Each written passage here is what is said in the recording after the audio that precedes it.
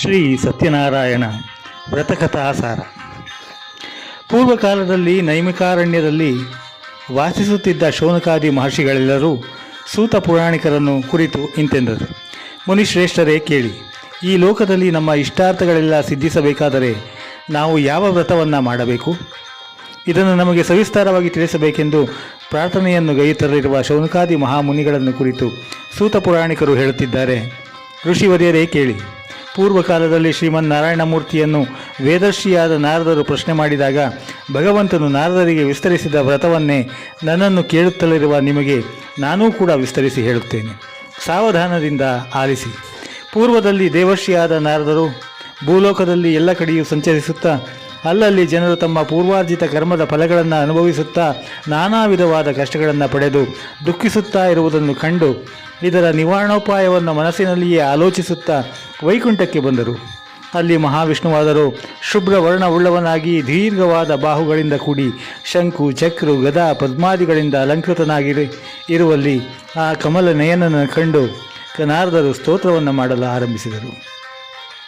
ಅನಂತ ವೀರ್ಯನು, ವಾಮನಸಗಳಿಗೆ ಅಗೋಚರನು, ಆದಿ ಮಧ್ಯಾಂತರಹಿತನು, ಸರ್ವಭೂತಾಧಿಪನು, ಭಜಕರ ಸಂಕಟಗಳನ್ನು ಕಳೆಯತಕ್ಕವನು ಆಗಿರುವ ಪರಮಾತ್ಮನೇ, ನಿನಗೆ ನಮಸ್ಕಾರವು. ಹೀಗೆಂದು ನಾನಾ ಪ್ರಕಾರವಾಗಿ ಸ್ತುತಿಸುತ್ತಾ ಇರುವುದನ್ನು ಶ್ರೀ ಮಹಾವಿಷ್ಣುವು ಕೇಳಿ ನಾರದರನ್ನು ಕುರಿತು, ಮಹರ್ಷಿಯೇ, ನಿನ್ನ ಇಷ್ಟವೇನಿರುವುದು? ದಯಮಾಡಿ ತಿಳಿಸಿದರೆ ಅದರಂತೆ ನಡೆಯುತ್ತೇನೆಂದು ನುಡಿಯುತ್ತಲಿರುವ ಶ್ರೀಮನ್ನಾರಾಯಣ ಮೂರ್ತಿಯನ್ನು ಕುರಿತು ನಾರದರು ಕೇಳುತ್ತಾರೆ.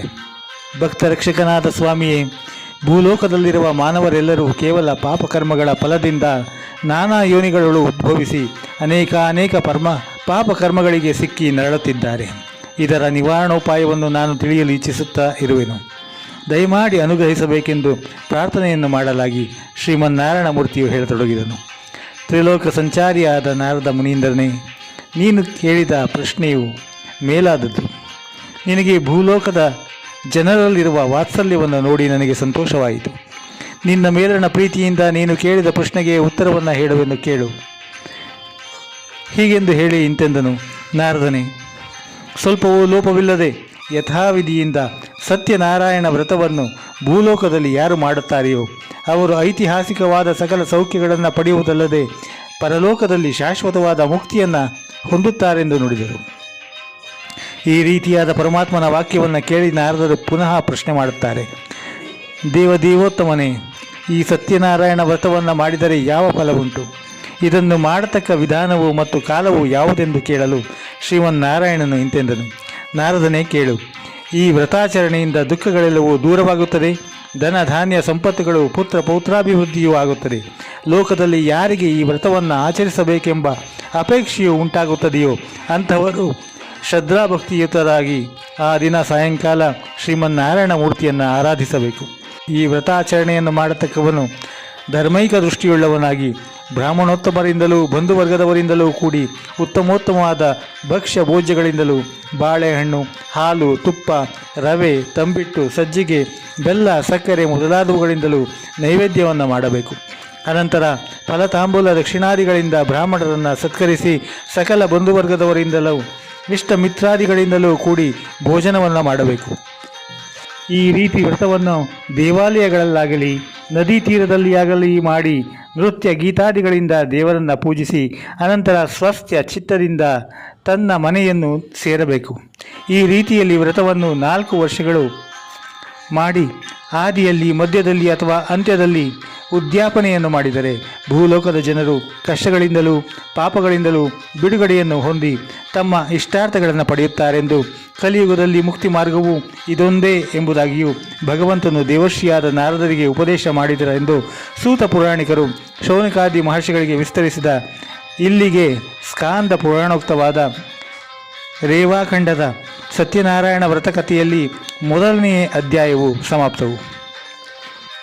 ನಾರದ ಮಹರ್ಷಿಗಳ ಕೂಡ ಮಹಾವಿಷ್ಣುವು ಹೇಳಿದ ವಿಚಾರವನ್ನೇ ಈಗ ಸೂತ ಮಹಾಶಯರು ಶೌನಕಾದಿ ಮಹರ್ಷಿಗಳಿಗೆ ಹೇಳತೊಡಗಿದರು.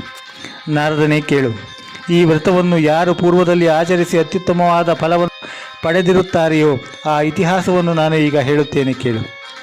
ಕಾಶಿ ಕ್ಷೇತ್ರವು ಅತ್ಯಂತ ಮನೋಹರವಾದದ್ದು. ಅಲ್ಲಿ ಒಬ್ಬ ಬಡ ಬ್ರಾಹ್ಮಣನಿದ್ದನು. ಅವನು ಹೊಟ್ಟೆಗಿಲ್ಲದೆ ಬಹಳವಾಗಿ ಪೇಚಾಡುತ್ತಾ ಅಲ್ಲಲ್ಲಿ ತಿರುಗಾಡುತ್ತಾ ಇದ್ದನು. ಹೀಗಿರುವಾಗ ಒಂದು ದಿನ ಶ್ರೀಮನ್ನಾರಾಯಣಮೂರ್ತಿಯು ಒಬ್ಬ ಮುದುಕನಂತೆ ವೇಷವನ್ನು ಧರಿಸಿ ಆ ಬ್ರಾಹ್ಮಣನ ಎದುರಿಗೆ ಬಂದು ಅವನನ್ನು ಕನಿಕರದಿಂದ ಕೇಳುವನು. ಅಯ್ಯ ಬ್ರಾಹ್ಮಣನೇ, ನೀನು ಪ್ರತಿದಿನವೂ ದುಃಖಿಸುತ್ತಾ ಈ ರೀತಿ ಅಲಿಯುತ್ತಿರಲು ಕಾರಣವೇನು ಎಂಬುದಾಗಿ ಪ್ರಶ್ನೆಯನ್ನು ಮಾಡುತ್ತಿರಲಿರುವ ವೃದ್ಧ ಬ್ರಾಹ್ಮಣನನ್ನು ಕುರಿತು ಆ ಬಡ ಬ್ರಾಹ್ಮಣನು ಇಂತೆಂದನು. ಅಯ್ಯ ಪ್ರಭುವೇ, ನಾನು ಬಹಳ ಬಡವನು, ಭಿಕ್ಷಕ್ಕಾಗಿ ಅಲೆದಾಡುತ್ತಿದ್ದೇನೆ. ನನಗೆ ಈ ದರಿದ್ರ ದೋಷವು ನಿವಾರಣೆಯಾಗಿ ನಾನು ಸುಖವಾಗಿರಲು ಏನು ಮಾಡಬೇಕು? ನಿನಗೇನಾದರೂ ತಿಳಿದಿದ್ದರೆ ದಯಮಾಡಿ ತಿಳಿಸೆಂದು ಪ್ರಾರ್ಥಿಸಲಾಗಿ ಆಗ ವೃದ್ಧ ಬ್ರಾಹ್ಮಣನು ಹೇಳತೊಡಗಿದನು. ಓ ಬ್ರಾಹ್ಮಣೋತ್ತಮ, ಸತ್ಯನಾರಾಯಣ ಹೆಸರುಳ್ಳ ವಿಷ್ಣುವನ್ನು ಪೂಜಿಸಿದರೆ ನಿನ್ನ ಕೋರಿಕೆಗಳು ಕೈಗೂಡುತ್ತವೆ. ನೀನು ಕೂಡ ಈ ವ್ರತವನ್ನು ಮಾಡು. ಈ ವ್ರತದ ವಿಧಾನವನ್ನು ಆ ಬಡ ಬ್ರಾಹ್ಮಣನಿಗೆ ಹೇಳಿ ಮಹಾರೂಪಿಯಾದ ಮಹಾವಿಷ್ಣುವು ಅಲ್ಲಿಯೇ ಮಾಯವಾದನು. ಆ ಬಡ ಬ್ರಾಹ್ಮಣನಿಗೆ ಈ ಸತ್ಯನಾರಾಯಣ ವ್ರತ ಮಾಡಬೇಕೆಂದು ಮನಸ್ಸಿಗೆ ಬಂದು ಅದೇ ಚಿಂತೆಯಿಂದ ರಾತ್ರಿಯೆಲ್ಲ ಕಳೆದನು. ಮರುದಿನ ಬೆಳಗ್ಗೆ ಈ ದಿನ ನಾನು ಸತ್ಯನಾರಾಯಣ ವ್ರತವನ್ನು ಮಾಡುತ್ತೇನೆಂದು ಸಂಕಲ್ಪ ಮಾಡಿಕೊಂಡು ಭಿಕ್ಷಕ್ಕಾಗಿ ಹೊರಟನು. ಆ ದಿನ ಆ ಬ್ರಾಹ್ಮಣನಿಗೆ ಬಹಳ ಹಣವು ದೊರೆಯಿತು. ತನ್ನ ಬಂಧುವರ್ಗದವರನ್ನೆಲ್ಲ ಕರೆಯಿಸಿ ಸತ್ಯನಾರಾಯಣ ವ್ರತವನ್ನು ಮಾಡಿದನು. ಆ ವ್ರತಾಚರಣೆಯಿಂದ ಆ ಬಡ ಬ್ರಾಹ್ಮಣನಿಗೆ ಹೆಚ್ಚಾದ ಐಶ್ವರ್ಯ ಉಂಟಾಗಿ ದುಃಖವನ್ನೆಲ್ಲ ಕಳೆದುಕೊಂಡು ಸುಖದಿಂದಿದ್ದನು. ಅಂದಿನಿಂದ ಈ ವ್ರತವನ್ನು ತಪ್ಪದೆ ಪ್ರತಿ ತಿಂಗಳಲ್ಲಿಯೂ ಮಾಡುತ್ತಿದ್ದನು. ಈ ರೀತಿಯಾಗಿ ಸತ್ಯನಾರಾಯಣನನ್ನು ಭಕ್ತಿಯಿಂದ ಪೂಜಿಸಿ ಇಹಲೋಕದಲ್ಲಿ ಸಕಲ ಸಂಪತ್ತನ್ನು ಪಡೆದು ಪರಲೋಕದ ಶಾಶ್ವತವಾದ ಮುಕ್ತಿಯನ್ನು ಹೊಂದಿದನು. ಆದ ಕಾರಣ ಲೋಕದಲ್ಲಿ ಯಾರು ಈ ವ್ರತವನ್ನು ಮಾಡುತ್ತಾರೆಯೋ ಅವರು ಸಕಲ ದುಃಖಗಳನ್ನು ಕಳೆದುಕೊಂಡು ಸೌಖ್ಯದಿಂದಿರುತ್ತಾರೆಂದು ನಾರದರೊಂದಿಗೆ ಶ್ರೀ ಮಹಾವಿಷ್ಣು ಹೇಳಿದ ಸತ್ಯನಾರಾಯಣ ವ್ರತವನ್ನೇ ಈಗ ನಾನು ನಿಮಗೆ ತಿಳಿಸಿರುವೆನೆಂದು ಸೂತ ಪುರಾಣಿಕರು ಶೌನಕಾದಿ ಮಹರ್ಷಿಗಳಿಗೆ ಹೇಳಿ ಮತ್ತೇನು ಹೇಳಬೇಕೆಂದು ಪ್ರಶ್ನೆ ಮಾಡಲಾಗಿ ಶೌನಕಾದಿಗಳು ಕೇಳುತ್ತಿದ್ದಾರೆ. ಸೂತ ಮಹಾಶಯರೇ, ಈ ವ್ರತವನ್ನು ಭೂಲೋಕದಲ್ಲಿ ಮತ್ತೆ ಯಾರು ಮಾಡಿ ತಮ್ಮ ಇಷ್ಟಾರ್ಥಗಳನ್ನು ಪಡೆದಿರುತ್ತಾರೆಯೋ ಅದನ್ನು ದಯಮಾಡಿ ತಿಳಿಸಬೇಕೆಂದು ಕೇಳಲಾಗಿ ಸೂತ ಪುರಾಣಿಕರು ಹೇಳುತ್ತಾರೆ. ಮುನಿಶ್ರೇಷ್ಠರೇ ಕೇಳಿ. ಹಿಂದೆ ಹೇಳಿದ ಬ್ರಾಹ್ಮಣನು ಮತ್ತೊಂದು ದಿನ ಸತ್ಯನಾರಾಯಣ ವ್ರತವನ್ನು ಮಾಡಬೇಕೆಂದು ಬೇಕಾದ ಸಲಕರಣೆಗಳನ್ನು ಒದಗಿಸಿಕೊಂಡು ಬಂಧು ವರ್ಗದಿಂದ ಕೂಡಿ ಈ ವ್ರತವನ್ನು ಮಾಡಬೇಕೆಂದಿದ್ದನು. ಅಷ್ಟು ಹೊತ್ತಿಗೆ ಸರಿಯಾಗಿ ಸೌದೆ ಮಾರುವವನೊಬ್ಬನು ಅಲ್ಲಿಗೆ ಬಂದು ತಲೆಯ ಮೇಲಿದ್ದ ಸೌದೆಯನ್ನು ಅಲ್ಲಿ ಇಳಿಸಿ ತಾನು ಮಾತ್ರ ಆ ಬಡ ಬ್ರಾಹ್ಮಣನ ಮನೆಗೆ ಬಂದು ಅತ್ಯಂತ ದಾಹವುಳ್ಳವನಾಗಿದ್ದರೂ ಅದನ್ನು ಲಕ್ಷ್ಯಕ್ಕೆ ತಾರದೆ ಬ್ರಾಹ್ಮಣನು ಮಾಡುತ್ತಿದ್ದ ಪೂಜೆಯನ್ನೇ ದೃಷ್ಟಿಸಿ ನೋಡುತ್ತಾ ತನಗೂ ಭಕ್ತಿ ಉಂಟಾಗಲು ಆ ಬ್ರಾಹ್ಮಣನಿಗೆ ಸಾಷ್ಟಾಂಗ ನಮಸ್ಕಾರ ಮಾಡಿ ಆ ಬ್ರಾಹ್ಮಣನನ್ನು ಕುರಿತು, ಅಯ್ಯ ಬ್ರಾಹ್ಮಣ, ನೀನು ಆಚರಿಸುವ ಈ ವ್ರತವು ಯಾವುದು? ಈ ವ್ರತಾಚರಣೆಯಿಂದ ಯಾವ ಫಲವನ್ನು ಹೊಂದಬಹುದು? ಇದನ್ನೆಲ್ಲ ವಿಶದವಾಗಿ ತಿಳಿಸಬೇಕೆಂದು ಕೇಳಿದ ಕಟ್ಟಿಗೆ ಮಾರುವವನನ್ನು ಕುರಿತು ಬ್ರಾಹ್ಮಣನು ಹೇಳುತ್ತಾನೆ. ಈ ವ್ರತವನ್ನು ಸತ್ಯನಾರಾಯಣ ಸ್ವಾಮಿಯ ವ್ರತವೆಂದು ಕರೆಯುತ್ತಾರೆ. ಈ ವ್ರತಾಚರಣೆಯಿಂದ ನಮ್ಮ ಇಷ್ಟಾರ್ಥಗಳೆಲ್ಲವೂ ಸಿದ್ಧಿಸುವವು. ನಾನು ಈ ವ್ರತವನ್ನು ಮಾಡಿದ್ದರಿಂದ ನನಗೆ ಧನ ಧಾನ್ಯ ಸಂಪತ್ತು ಸಮೃದ್ಧಿಯು ಒದಗಿರುವುದು ಎಂದು ಹೇಳಲಾಗಿ ಸೌದೆ ಮಾರುವವನು ಅತ್ಯಂತ ಸಂತೋಷವುಳ್ಳವನಾಗಿ ಆ ಸ್ವಾಮಿಯ ಪ್ರಸಾದವನ್ನು ತಿಂದು ನೀರಡಿಕೆಯನ್ನು ತೀರಿಸಿಕೊಂಡು ತನ್ನ ಮನಸ್ಸಿನಲ್ಲಿ ಹೀಗೆಂದು ಆಲೋಚಿಸಿದನು. ನಾನು ಈ ದಿನ ಈ ಕಟ್ಟಿಗೆಯನ್ನು ಮಾರಿ ಇದರಿಂದ ಬಂದ ಹಣದಿಂದ ಸತ್ಯನಾರಾಯಣ ವ್ರತವನ್ನು ಮಾಡುತ್ತೇನೆಂದು ನಿಶ್ಚಯಿಸಿಕೊಂಡು ಶುದ್ಧ ಮನಸ್ಸುಳ್ಳವನಾಗಿ ಆ ಸೌದೆಯ ಹೊರೆಯನ್ನು ತನ್ನ ತಲೆಯ ಮೇಲಿರಿಸಿಕೊಂಡು ಮಾರುವುದಕ್ಕಾಗಿ ಪುಣ್ಯವಂತರ ಮನೆಯ ಕಡೆ ಹೋದನು. ಆ ದಿನ ನಿತ್ಯಕ್ಕಿಂತಲೂ ಇವನಿಗೆ ಇಮ್ಮಡಿಯಾಗಿ ಹಣವು ಬಂದಿತು. ಇವನಿಗೆ ಅತ್ಯಂತ ಸಂತೋಷ ಉಂಟಾಯಿತು. ಆ ಹಣದಿಂದ ಇವನು ಬಾಳೆಹಣ್ಣು, ಹಾಲು, ಸಕ್ಕರೆ, ಮೊಸರು, ಗೋಧಿ ಹಿಟ್ಟು ಇವನ್ನೆಲ್ಲ ತನ್ನ ಮನೆಗೆ ತೆಗೆದುಕೊಂಡು ಬಂದನು. ತನ್ನ ಬಂಧುಗಳನ್ನೆಲ್ಲ ಕರೆಯಿಸಿ ಯಥಾವಿಧಿಯಿಂದ ಈ ವ್ರತವನ್ನು ಆಚರಿಸಿದನು. ಈ ವ್ರತಾಚರಣೆಯ ಮಹಾತ್ಮೆಯಿಂದ ಅವನು ಕೂಡ ಧನಧಾನ್ಯ ಸಂಪತ್ ಸಮೃದ್ಧಿಯಿಂದಲೂ ಪುತ್ರ ಪೌತ್ರಾದಿಗಳಿಂದಲೂ ಈ ಲೋಕದಲ್ಲಿ ಸೌಖ್ಯ ಪರಂಪರೆಗಳನ್ನು ಅನುಭವಿಸಿ ಅಂತ್ಯದಲ್ಲಿ ವೈಕುಂಠ ಪದವಿಯನ್ನು ಹೊಂದಿದನು ಎಂಬುದಾಗಿ ಸೂತ ಮಹಾಮುನಿಯು ಶೌನಕಾದಿ ಋಷಿಗಳಿಗೆ ಹೇಳಿದನೆಂಬಲಿಗೆ ಶ್ರೀ ಸ್ಕಾಂದ ಪುರಾಣೋಕ್ತವಾದ ರೇವಾಖಂಡಕ್ಕೆ ಸೇರಿದ ಸತ್ಯನಾರಾಯಣ ವ್ರತಕಥೆಯ 2ನೇ ಅಧ್ಯಾಯವು ಸಮಾಪ್ತವು. ಅನಂತರ ಸೂತ ಮಹಾಶಯರು ಶೌನಕಾದಿಗಳನ್ನು ಕುರಿತು ಪುನಃ ಹೇಳುತ್ತಾರೆ. ಮುನಿವರ್ಯರೇ ಕೇಳಿ, ವ್ರತದ ಮಹಾತ್ಮೆಯನ್ನು ಇನ್ನೂ ವಿವರಿಸುತ್ತೇನೆ. ಹೇಗೆಂದರೆ, ಪೂರ್ವದಲ್ಲಿ ಉಲ್ಕಮುಖನೆಂಬ ಅರಸನಿದ್ದನು. ಆತನಾದರೋ ಇಂದ್ರಿಯಗಳನ್ನು ನಿಗ್ರಹಿಸಿ ಸತ್ಯವ್ರತನು ಸುಬುದ್ಧಿಯುಳ್ಳವನೂ ಆಗಿ ದೇವಾಲಯಕ್ಕೆ ನಿತ್ಯವೂ ಹೋಗಿ ಅಲ್ಲಿ ದೇವರ ಪೂಜೆಯನ್ನು ಭಕ್ತಿಯಿಂದ ಮಾಡಿಕೊಂಡು ಹಿಂದಿರುಗಿ ಬರುವಾಗ ಬ್ರಾಹ್ಮಣರಿಗೆ ಬೇಕಾದಷ್ಟು ದ್ರವ್ಯವನ್ನು ಕೊಟ್ಟು ಅವರನ್ನು ತೃಪ್ತಿಗೊಳಿಸುತ್ತಿದ್ದನು. ಹೀಗಿರುವಲ್ಲಿ ಒಂದಾನೊಂದು ದಿನ ಆ ರಾಯನ ಹೆಂಡತಿಯಾದ ಚಂದ್ರಶೀಲಾ ಎಂಬ ಸ್ತ್ರೀಯು ತನ್ನ ಪತಿಯೊಂದೊಡಗೂಡಿ ನದಿ ತೀರದಲ್ಲಿ ಸತ್ಯನಾರಾಯಣ ವ್ರತವನ್ನು ಯಥಾವಿಧಿಯಿಂದ ಮಾಡಿದಳು. ಆ ಚಂದ್ರಶೀಲಾ ಎಂಬ ರಾಣಿಯಾದರೂ ಅತಿ ಸುಂದರಳು, ಸದ್ಗುಣ ಸಂಪನ್ನಳು ಆಗಿದ್ದಳು. ಆ ಕಾಲಕ್ಕೆ ಸರಿಯಾಗಿ ಅಲ್ಲಿಗೆ ಒಬ್ಬ ವ್ಯಾಪಾರಿಯು ತನ್ನ ವ್ಯಾಪಾರದ ಹಡಗನ್ನು ದಡದಲ್ಲಿಯೇ ನಿಲ್ಲಿಸಿ ರಾಜದರ್ಶನಕ್ಕಾಗಿ ವರ್ತಕನು ಬಂದು ಅತ್ಯಂತ ವಿನಯಯುತನಾಗಿ ಕೈಗಳನ್ನು ಜೋಡಿಸಿಕೊಂಡು ಇಂತೆಂದನು: ರಾಜನೇ, ನೀನು ಏಕಚಿತ್ತ ಮನೋಭಾವದಿಂದ ಮಾಡುತ್ತಿರುವ ಈ ವ್ರತವು ಯಾವುದು? ಇದರ ಮಹಾತ್ಮೆ ಏನೆಂದು ಪ್ರಶ್ನೆಯನ್ನು ಮಾಡಲು ರಾಜನು ಆ ವರ್ತಕನೊಡನೆ ಇಂತೆಂದನು: ಅಯ್ಯ ವಣಿಗ್ವರನೇ, ನಾನು ರಾಜಾಧಿಪತ್ಯವುಳ್ಳವನಾಗಿ ಸಂಪತ್ ಸಮೃದ್ಧಿಯಿಂದ ಕೂಡಿದ್ದರೂ ನನಗೆ ಮಕ್ಕಳೇ ಇಲ್ಲದೆ ಚಿಂತಾಕ್ರಾಂತನಾಗಿ ಪುತ್ರ ಸಂಪತ್ತಿಗಾಗಿ ಈ ಸತ್ಯನಾರಾಯಣ ಸ್ವಾಮಿಯ ವ್ರತವನ್ನು ಭಕ್ತಿಯಿಂದ ಮಾಡುತ್ತಿರುವೆನೆಂದು ನುಡಿದ ರಾಜನ ಮಾತನ್ನು ಕೇಳಿ ಆ ವರ್ತಕನು ಇಂತೆಂದನು: ರಾಜಶ್ರೇಷ್ಠನೇ, ನಾನು ಪುತ್ರ ಸಂತಾನವಿಲ್ಲದೆ ಚಿಂತಿಸುತ್ತಿರುವೆನು. ನನ್ನ ಸತಿಗೆ ಈ ವ್ರತದ ಮಹಾತ್ಮೆಯನ್ನು ತಾವು ಅನುಗ್ರಹವಿಟ್ಟು ಹೇಳಬೇಕು. ನಮಗೆ ಪುತ್ರ ಸಂತಾನವಾದ ಕೂಡಲೇ ನಾನು ಈ ವ್ರತವನ್ನು ಮಾಡುತ್ತೇನೆಂದು ಶ್ರೀಮನ್ನಾರಾಯಣಮೂರ್ತಿಗೆ ಹರಸಿಕೊಂಡನು. ಹೀಗಿರುವಲ್ಲಿ ವರ್ತಕನ ಹೆಂಡತಿಯಾದ ಲೀಲಾವತಿಯು ಒಂದಾನೊಂದು ದಿನ ಋತುಸ್ನಾತಳಾಗಿ ತನ್ನ ಪತಿಯೊಂದಿಗೆ ಸುಖಿಸುತ್ತಿರುವಲ್ಲಿ ಶ್ರೀ ಸತ್ಯನಾರಾಯಣ ಸ್ವಾಮಿಯ ಮಹಿಮೆಯಿಂದ ಆಕೆಯು ಗರ್ಭಿಣಿಯಾಗಿ ನವಮಾಸಗಳು ಕಳೆದ ಬಳಿಕ ಒಂದು ಕನ್ಯಾರತ್ನವನ್ನು ಹೊಂದಿದಳು. ಆ ಕನ್ಯೆಯಾದರೂ ಶುಕ್ಲಪಕ್ಷದ ಚಂದ್ರನಂತೆ ದಿನ ದಿನಕ್ಕೂ ಅಭಿವೃದ್ಧಿಯನ್ನು ಹೊಂದುತ್ತಿದ್ದಳು. ತಾಯಿ ತಂದೆಗಳು ಕಲಾವತಿ ಎಂಬುದಾಗಿ ಆ ಕನ್ನಿಕೆಗೆ ನಾಮಕರಣವನ್ನು ಮಾಡಿದರು. ಆಗ ಲೀಲಾವತಿ ಎಂಬಾಕೆಯು ತನ್ನ ಪತಿಯನ್ನು ನೋಡಿ ವಿನಯದಿಂದ ಇಂತೆಂದಳು: ನಾಥ, ನಮಗೆ ಮಕ್ಕಳಾದ ಕೂಡಲೇ ಸತ್ಯನಾರಾಯಣನನ್ನು ಪೂಜೆ ಮಾಡುವಂತೆ ನೀನು ಹರಸಿಕೊಂಡಿದ್ದಂತೆ ಪುತ್ರಿ ಲಾಭವಾಗಿದ್ದರೂ ಕೂಡ ನೀನು ಇದುವರೆಗೂ ವ್ರತವನ್ನು ಮಾಡದಿರುವುದೇತಕ್ಕೆಂದು ಪ್ರಶ್ನೆಯನ್ನು ಮಾಡಲು ಈ ಮಗುವಿನ ಮದುವೆಯ ಕಾಲದಲ್ಲಿ ಮಾಡುವೆನೆಂದು ಹೇಳಿದನು. ಅನಂತರ ತಾನು ವ್ಯಾಪಾರಕ್ಕಾಗಿ ಹೊರಟು ಹೋದನು. ಕಲಾವತಿಯಾದರೂ ತಂದೆಯ ಮನೆಯಲ್ಲಿ ಸುಖವಾಗಿ ಬೆಳೆಯುತ್ತಿದ್ದಳು. ಆಗ ಆ ವ್ಯಾಪಾರಿಯು ಮದುವೆಗೆ ಸಿದ್ಧಳಾಗಿರುವ ತನ್ನ ಕುವರಿಯನ್ನು ಕಂಡು ತನ್ನ ಸ್ನೇಹಿತರೊಂದಿಗೆ ಆಲೋಚಿಸಿ ಅವರ ಧರ್ಮದಂತೆ ಒಬ್ಬನೊಬ್ಬ ದೂತನನ್ನು ಕರೆದು ತನ್ನ ಕುವರಿಗೆ ತಕ್ಕ ವರವನ್ನು ಹುಡುಕಿಕೊಂಡು ಬರುವಂತೆ ಹೇಳಿ ಕಳುಹಿಸಿದನು. ಆ ಧನಿಕನ ಅಪ್ಪಣೆಯಂತೆ ಅನೇಕ ದೂತರು ಪ್ರಯಾಣ ಸನ್ನದ್ಧರಾಗಿ ಹೊರಟು ಕಾಂಚನವೆಂಬ ನಗರಿಗೆ ಬಂದು ಅಲ್ಲಿದ್ದ ಒಬ್ಬನೊಬ್ಬ ವರ್ತಕನ ಮಗನನ್ನು ಕರೆದುಕೊಂಡು ಹೋದರು. ಆ ವರ್ತಕನ ಮಗನಾದರೂ ಸದ್ಗುಣ ಸಂಪನ್ನನು, ಸದಾಚಾರ ತತ್ಪರನು, ಸುಂದರಾಂಗನು, ಕೋಮಲ ಶರೀರಿಯೂ ಆಗಿದ್ದನು. ಇಂತಹ ವರನನ್ನು ಆ ವರ್ತಕರು ನೋಡಿ ಆನಂದ ಪರವಶನಾಗಿ ಜ್ಞಾತಿವರ್ಗದಿಂದಲೂ ಬಂಧುಜಾಲದಿಂದಲೂ ಕೂಡಿದವನಾಗಿ ಯಥಾವಿಧಿಯಿಂದ ಕನ್ಯಾದಾನವನ್ನು ಮಾಡಿದನು. ಈ ವರ್ತಕನಾದರೂ ವಿವಾಹ ಕಾಲದಲ್ಲಿಯೂ ಕೂಡ ಧನ ಮದದಿಂದ ಶ್ರೀಮನ್ನಾರಾಯಣ ಮೂರ್ತಿಯನ್ನು ಸತ್ಯನಾರಾಯಣ ಸ್ವಾಮಿಯ ವ್ರತವನ್ನು ಮರೆತೇ ಬಿಟ್ಟನು. ಇದರಿಂದ ಶ್ರೀಮನ್ನಾರಾಯಣನಿಗೆ ಕೋಪ ಉಂಟಾಯಿತು. ಅನಂತರ ತನ್ನ ಕುಲವೃತ್ತಿಯಲ್ಲಿ ನಿಪುಣನಾದ ಆ ವರ್ತಕ ತನ್ನ ಅಳಿಯನೊಂದಿಗೆ ಸಮುದ್ರ ದಡದಲ್ಲಿದ್ದ ರತ್ನಸಾರವೆಂಬ ಪಟ್ಟಣದ ಬಳಿ ಕಾಲಕರ್ಮವಶದಿಂದ ನಿಂತು ವ್ಯಾಪಾರವನ್ನು ಮಾಡುತ್ತಾ ಇದ್ದರು.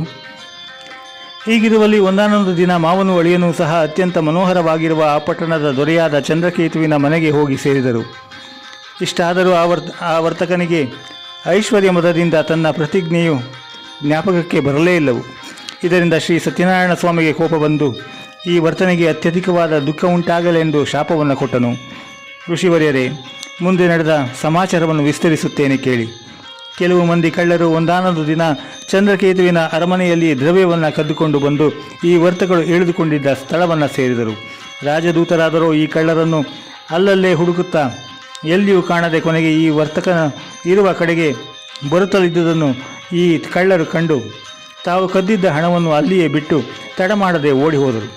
ಅಷ್ಟು ಹೊತ್ತಿಗೆ ರಾಜದೂತರು ಅಲ್ಲಿಗೆ ಬಂದು ನೋಡುವಲ್ಲಿ ರಾಜನ ಧನವು ಅಲ್ಲಿಯೇ ಸಿಕ್ಕಿತು.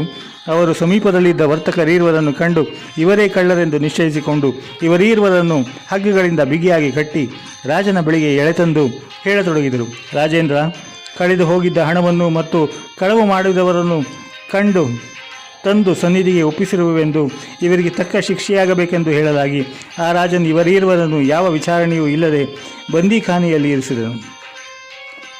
ಇವರಲ್ಲಿದ್ದ ಸಕಲ ಐಶ್ವರ್ಯವನ್ನು ರಾಜನು ತರಿಸಿ ಖಜಾನೆಗೆ ಸೇರಿಸಿಬಿಟ್ಟನು. ಇವರು ಎಷ್ಟೆಷ್ಟೋ ಹೇಳಿಕೊಳ್ಳುತ್ತಿದ್ದರೂ ಶ್ರೀ ಸತ್ಯನಾರಾಯಣ ಸ್ವಾಮಿಯ ಶಾಪದಿಂದ ಇವರು ಆಡುವ ಮಾತುಗಳಲ್ಲಿ ಯಾವುದೂ ರಾಜನ ಕಿವಿಗೆ ಬೀಳುತ್ತಿರಲಿಲ್ಲ. ಅತ್ತ ಅವರ ಮನೆಗೆ ಕಳ್ಳರು ಬಂದು ಐಶ್ವರ್ಯವನ್ನೆಲ್ಲ ಕದ್ದು ಬಿಟ್ಟರು. ಅವರ ಪತ್ನಿಯರಿಗೆ ಅತ್ಯಂತ ದುಃಖ ಉಂಟಾಯಿತು. ಎಲ್ಲೆಲ್ಲಿ ಇಟ್ಟಿದ್ದ ದ್ರವ್ಯರಾಶಿಯು ಅಲ್ಲಲ್ಲೇ ಮಾಯವಾಯಿತು. ಇವರ ಸತಿಯರು ಅನ್ನಕ್ಕಿಲ್ಲದೆ ದೇಹಾಲಸ್ಯದಿಂದ ಮನೆ ಮನೆಗೂ ಅಲೆಯುತ್ತಿದ್ದರು.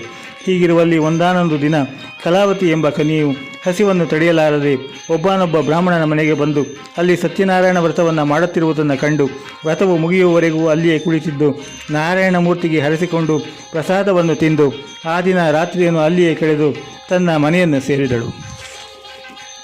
ತಾಯಿಯಾದರೂ ತನ್ನ ಮಗಳಾದ ಕಲಾವತಿಯನ್ನು ಕಂಡು, ಅಮ್ಮ, ಇದುವರೆಗೂ ನೀನು ಎಲ್ಲಿ ಹೋಗಿದ್ದೆ ಎಂದು ಪ್ರೇಮಾತಿಶಯದಿಂದ ಕೇಳಲು ಕಲಾವತಿಯು ಹೇಳುತ್ತಾಳೆ, ತಾಯಿ, ನಾನು ಒಬ್ಬ ಬ್ರಾಹ್ಮಣ ಮನೆಗೆ ಹೋಗಿದ್ದೆನು. ಅಲ್ಲಿ ಬ್ರಾಹ್ಮಣನು ಸಕಲವಾದ ಇಷ್ಟಾರ್ಥಗಳನ್ನು ಕೊಡುವ ಸತ್ಯನಾರಾಯಣ ಸ್ವಾಮಿಯ ವ್ರತವನ್ನು ಮಾಡುತ್ತಲಿದ್ದನು. ನಾನು ಅದೇ ವ್ರತವನ್ನು ನೋಡುತ್ತಿದ್ದೇನೆಂದು ಹೇಳಿದ ಮಗಳ ವಾಕ್ಯವನ್ನು ಕೇಳಿ ತಾನೂ ಆ ವ್ರತವನ್ನು ಮಾಡಲು ಯತ್ನಿಸಿ ತನ್ನ ಬಂಧು ಜಾಲದಿಂದ ಒಡಗೂಡಿದ ಆ ವರ್ತಕನ ಭಾರ್ಯೆಯಾದ ಲೀಲಾವತಿಯು ಶ್ರೀ ಸತ್ಯನಾರಾಯಣ ಸ್ವಾಮಿಯ ವ್ರತವನ್ನು ಭಕ್ತಿಯಿಂದ ಮಾಡಿದಳು.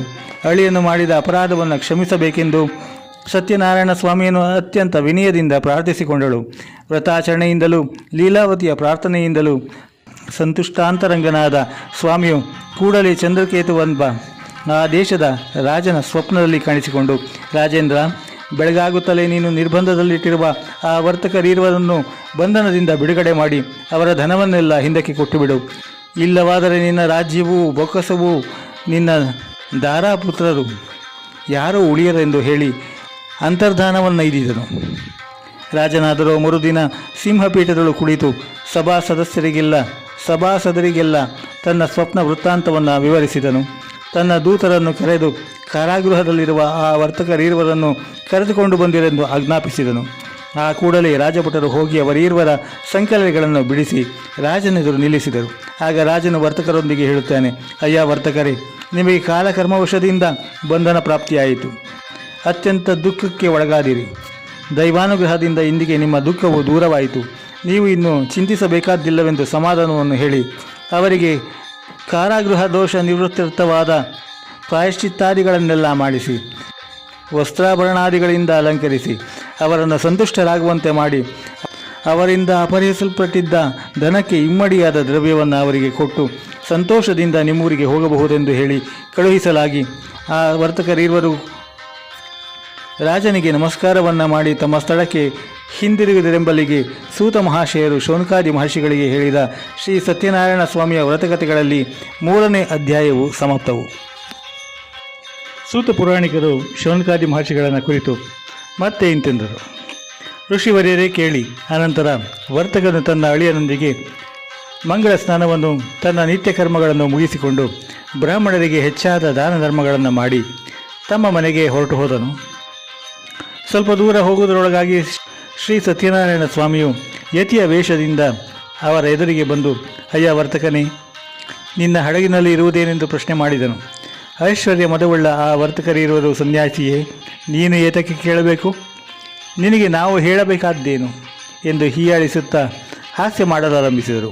ಮತ್ತು ತಮ್ಮ ಹಡಗಿನಲ್ಲಿರುವುದನ್ನು ಕಳವು ಮಾಡಬೇಕೆಂದು ಕೇಳುತ್ತಿರುವೆಯೇನು? ಆ ಹಡಗಿನಲ್ಲಿ ಎಲೆಗಳು ಬಳ್ಳಿಗಳು ಮಾತ್ರ ಇದೆ, ಮತ್ತೇನು ಇಲ್ಲವೆಂದು ವರ್ತಕರು ಸುಳ್ಳನ್ನು ಹೇಳಿದರು. ಸ್ವಾಮಿಗೆ ಇದರಿಂದ ಕೋಪ ಉಂಟಾಗಿ, ನೀವು ಹೇಳಿದ್ದೇ ನಿಜವಾಗಲೆಂದು ಹರಸಿ ಮಾಯವಾದನು. ಬಳಿಕ ಅವರು ಹಡಗಿನ ಬಳಿ ಇದ್ದು ನೋಡುವಲ್ಲಿ ತಮ್ಮ ಸರಕುಗಳೆಲ್ಲ ಹೋಗಿ ಅಲ್ಲಿ ಎಲೆಗಳು ಬಳ್ಳಿಗಳು ತುಂಬಿದ್ದುದನ್ನು ಕಂಡು ದುಃಖಿಸುತ್ತಾ ಅಚ್ಚರಿಗೊಂಡು ಏನು ತೋರದೆ ಮೂರ್ಛಾಕ್ರಾಂತರಾಗಿ ನೆಲದ ಮೇಲೆ ಬಿದ್ದುಬಿಟ್ಟರು.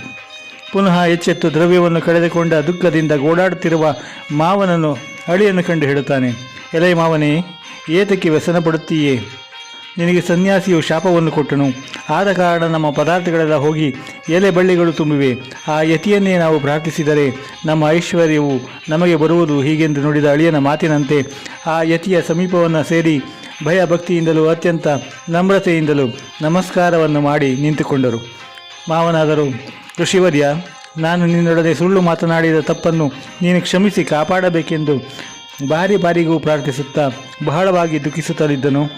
ಆಗ ಯತಿರೂಪಧಾರಿಯಾದ ಸ್ವಾಮಿಗೆ ಕನಿಕರ ಉಂಟಾಗಿ ಅವನೆದುರಿಗೆ ಬಂದು, ದುರಾತ್ಮನೆ, ನೀನು ನನ್ನನ್ನು ಪೂಜಿಸದೆ ಧನಮದದಿಂದ ಮರೆತು ಬಿಟ್ಟೆಯಾದ್ದರಿಂದ ನಿನಗೆ ಪದೇ ಪದೇ ದುಃಖಗಳು ಬಂದೊದಗುತ್ತಿವೆ ಎಂಬುದಾಗಿ ಹೇಳಿದ ಭಗವಂತನ ಮುಖಾರವಂತದಿಂದ ಹೊರಟ ವಾಕ್ಯವನ್ನು ಕೇಳಿ ವರ್ತಕನು ಜ್ಞಾನವನ್ನು ಪಡೆದು ಶ್ರೀಮನ್ನಾರಾಯಣ ಸ್ವಾಮಿಯನ್ನು ಸ್ತುತಿಸಲಾರಂಭಿಸಿದನು.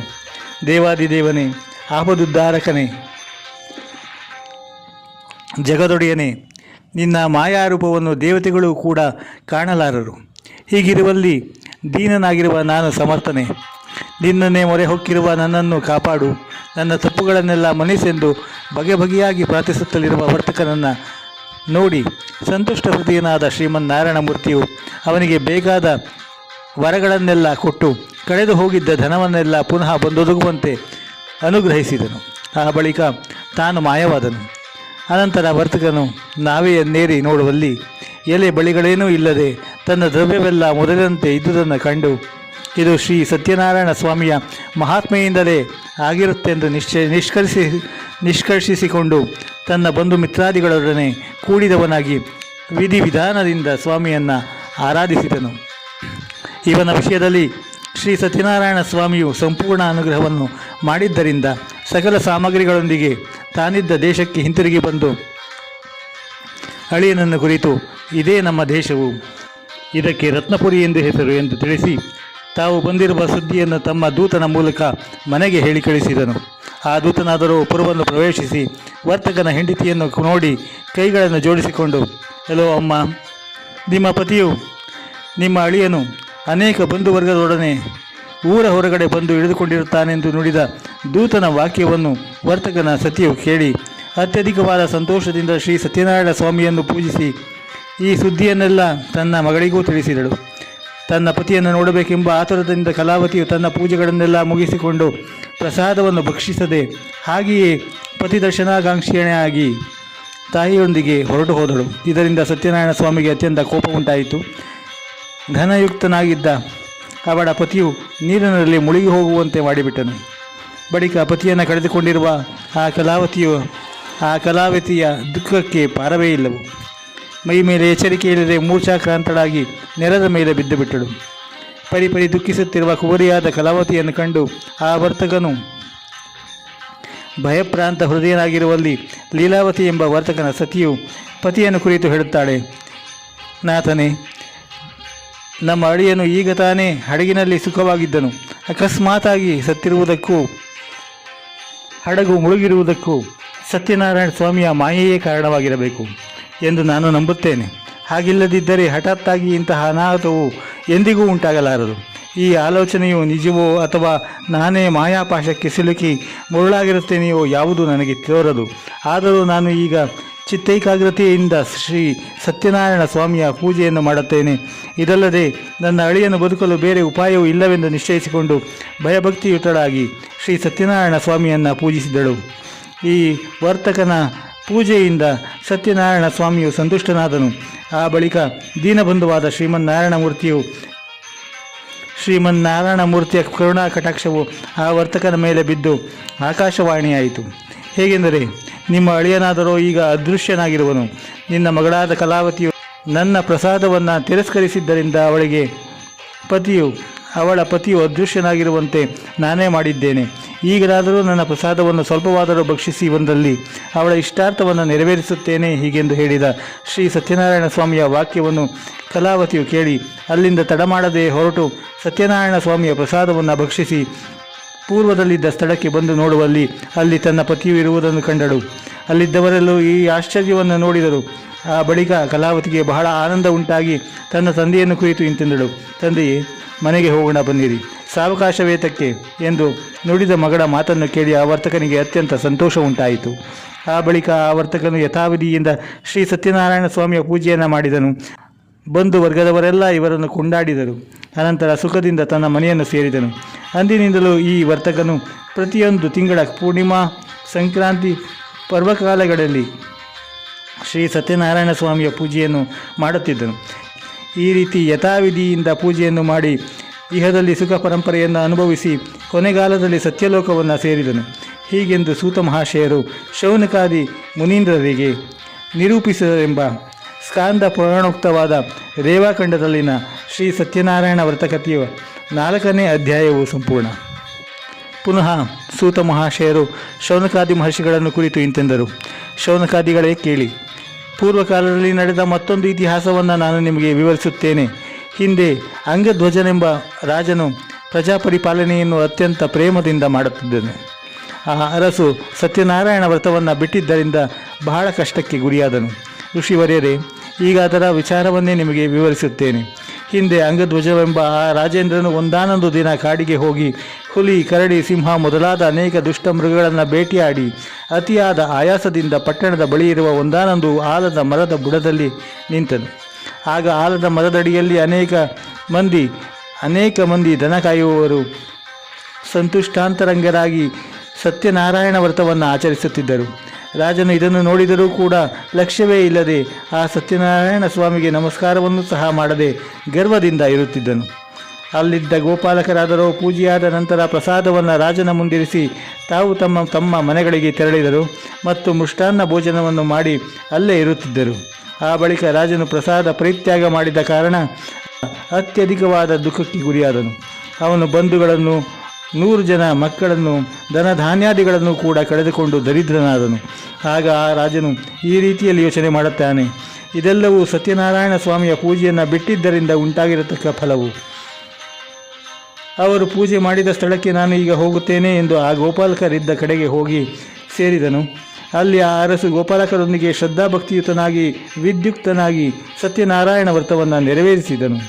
ಇದರಿಂದ ಆ ರಾಜನಿಗೆ ಪುನಃ ಧನಧಾನ್ಯಾದಿ ಸಂಪತ್ ಸಮೃದ್ಧಿ ಉಂಟಾಯಿತು. ಅವನು ಐಹಿಕವಾದ ಸುಖ ಸಂತೋಷಗಳನ್ನೆಲ್ಲ ಹೊಂದಿದ ಬಳಿಕ ಅಮುಷ್ಮಿಕ ಪದವಿಯನ್ನು ಕೂಡ ಸತ್ಯನಾರಾಯಣ ಸ್ವಾಮಿಯ ಅನುಗ್ರಹದಿಂದ ಪಡೆದನು. ಋಷಿವರ್ಯರೇ, ಈ ಲೋಕದಲ್ಲಿ ಯಾರು ಪರಮಭಕ್ತಿಯಿಂದ ಶ್ರೀ ಸತ್ಯನಾರಾಯಣ ಸ್ವಾಮಿಯನ್ನು ಪೂಜಿಸುತ್ತಾರೆಯೋ ಅವರಿಗೆ ಧನಧಾನ್ಯಾದಿ ಸಂಪತ್ ಸಮೃದ್ಧಿಯು ಬಂದೊದಗುವುದು. ಈ ವ್ರತಾಚರಣೆಯಿಂದ ದರಿದ್ರನು ಧನಿಕನಾಗುತ್ತಾನೆ. ಬಂಧನದಲ್ಲಿದ್ದವನಿಗೆ ಬಂಧನ ವಿಮೋಚನೆಯಾಗುತ್ತದೆ. ಭೀತನಾದವನು ನಿರ್ಭೀತನಾಗುತ್ತಾನೆ. ಐಹಿಕವಾದ ಸಕಲ ಸುಖಗಳನ್ನು ಪಡೆದು ಅಂತ್ಯಕಾಲದಲ್ಲಿ ಶಾಶ್ವತವಾದ ವೈಕುಂಠ ಪದವಿಯನ್ನು ಅನುಭವಿಸುತ್ತಾನೆ. ಈ ನನ್ನ ಮಾತನ್ನು ನಂಬತಕ್ಕದ್ದೆಂದು ಸೂತ ಪುರಾಣಿಕರು ಹೇಳಿ ಮಹರ್ಷಿಗಳನ್ನು ಕುರಿತು ಇಂತೆಂದರು: ಈ ವ್ರತವು ಭಕ್ತರ ಇಷ್ಟಾರ್ಥಗಳನ್ನು ಕೊಡತಕ್ಕದ್ದು. ಈ ವ್ರತವನ್ನು ಕೆಲವರು ಕಾಲವೆಂದು, ಹಲವರು ಸತ್ಯವೆಂದು ಹೇಳುತ್ತಾರೆ.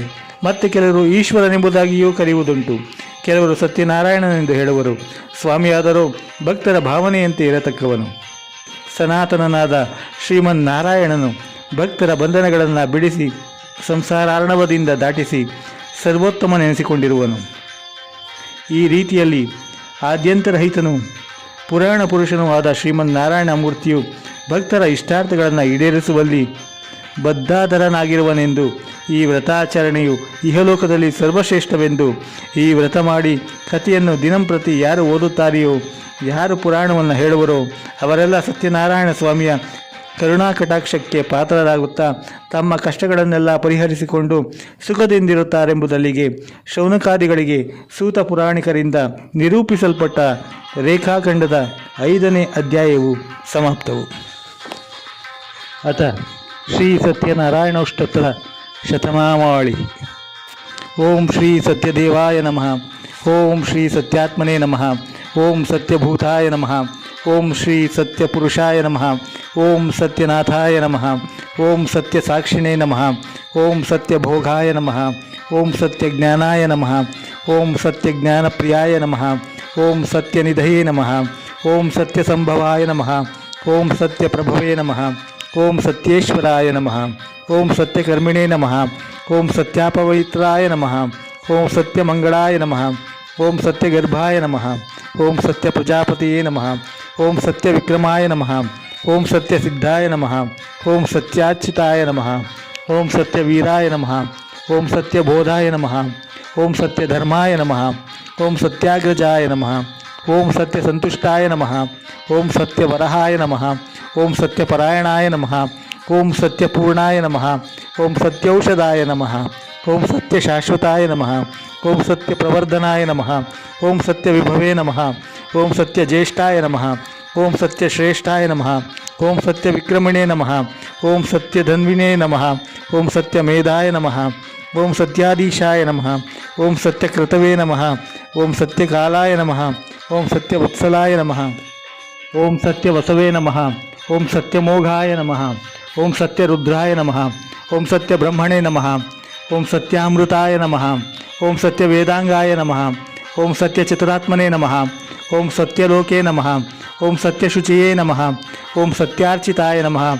ಓಂ ಸತ್ಯೇಂದ್ರಾಯ ನಮಃ. ಓಂ ಸತ್ಯಸಂಗರಾಯ ನಮಃ. ಓಂ ಸತ್ಯಸದ್ಗಾಯ ನಮಃ. ಓಂ ಸತ್ಯನಿಯಮಾಯ ನಮಃ.